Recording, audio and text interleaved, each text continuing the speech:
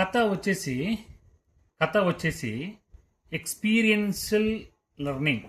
Experiential learning Sushant, experiential learning అంటే ఏమి? అనుభవముతో నేర్చుకోవడము. అనుభవముతో నేర్చుకోవడం అంటే మనం ఎక్స్పీరియన్స్ చేసి, tell me I forget, teach me I remember, involve me I learn. అది కోట్. ఓకే, సో అలాంటిది ఎక్స్పీరియన్షియల్ లెర్నింగ్. ఒకసారి ఏమైందంటే పాతకాలంలో ఓల్డెన్ డేస్లో ఒక గురువు ఉంటాడు. ఆ గురువు దగ్గర ఒక శిష్యుడు ఉంటాడు అనమాట. ఇతను గురువు, ఇతను శిష్యుడు. అట్లా చాలా మంది శిష్యులు ఉంటారు గురుకులంలో, అంటే స్కూల్లో ఉంటే ఏమవుతుంది, ఒక దాంట్లో ఒక శిష్యునికి ఒక డౌట్ వస్తుంది. గురువా నాకు ఎప్పుడు ఎందుకో ఒక హ్యాపీనెస్ లేదు. బయట వాళ్ళందరూ చూస్తే అందరూ హ్యాపీగా ఉన్నారు. వాళ్ళు కారులో పోతారు, వాళ్ళకు ఒక పెద్ద బంగ్లా ఉంది, వాళ్ళకి పెద్ద చాలా ల్యాండ్ ఉంది, ఏముంది అది ఉంది, బట్ నాకు చాలా హ్యాపీనెస్గానే లేదు అని అంటాడు అనమాట. గురువు అంటే అఫ్ కోర్స్ హీ నోస్ కదా. I think I should not, నేను ఇతనికి ఊరికనే నేను చెప్పకూడదు ఏమి హ్యాపీనెస్ అంటే ఏమి అట్లాంటి ఆన్సర్ అనేసి, నేను అతన్ని వెతుక్కునే అట్లా చేస్తాను తట్టుకో అని చెప్పేసి ఏమంటాడో. ఇతని పేరు ఏమో, ఇప్పుడు గురువు పేరు, ఇతని పేరు గగన్ అనుకున్నాం. గురువు పేరు శుక్రాచార్య. గురువు శుక్రాచార్య, శిష్యుడు గగన్. గగన్ అడుగుతాడు అనమాట, ఎట్లా గురువు అంటే, గగన్కి ఊరికే నేను చెప్తే డైరెక్ట్గా ఆన్సర్ ఇస్తే ఇంక అర్థం కాదు, ప్రయోజనం లేదు, సో వానికి మనం ఎక్స్పీరియన్షియల్ లెర్నింగ్ చేస్తాను అని చెప్పి చెప్తాడు. గగన్ నువ్వేం చేస్తావంటే, ఇట్లే పో, ఈడ ఒక ఊరుంది కొట్టాల అని, సుగ్నీల్ కొట్టాల అంటారు దాన్ని. మనము ఈడ కంప్లీలో ఉంటారు వీళ్ళది గురుకులం ఉంటుంది. కంప్లీలో ఉంటే నువ్వు కొట్టాలకు పో, కొట్టాల్లో ఒక 10 houses పో, వాళ్ళ ఇంట్లో పోయి ఎవరింట్లో అయితే బాధలు లేవో, ఎవరింట్లో అయితే ఎవరు చనిపోలేదో వాళ్ళ ఇంట్లో నుంచి నాకు చెప్పులు తీసుకురా అంటాడు అనమాట. చెప్పులు తీసుకురా అంటాడు అనమాట గురువు. ఎవరు? శుక్రాచార్యుడు. ఈ గగన్ ఏం చేస్తాడు, సీదా కొట్టాలకు పోయి ఫస్ట్ ఒక ఊరింట్లోకి పోయి ఏమండి మీరు నాకు చెప్పులు కావాలా, చెప్పులు ఇస్తారా అంటారు అనమాట.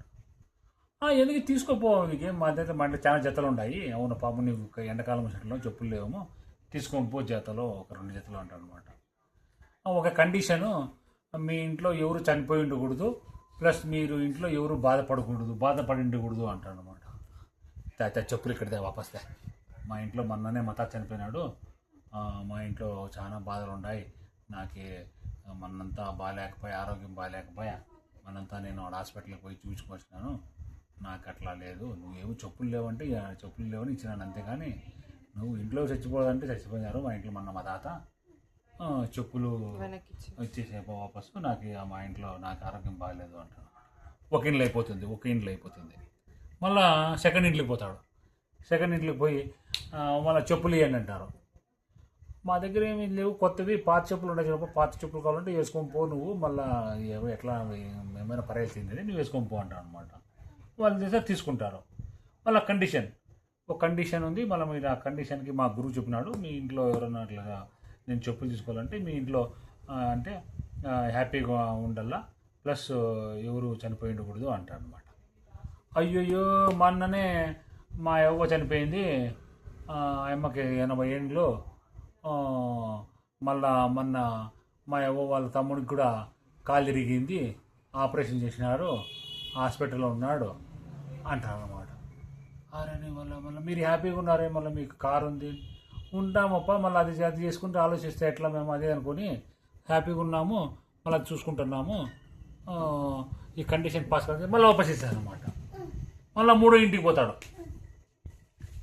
పోయి మళ్ళీ చెప్పులు తీసుకుంటాడు అనమాట. చెప్పులు అడిగితే వాళ్ళు ఇప్పుడు ఈసారి స్ట్రాటజీ మారుస్తాడు ఇతను గగన్.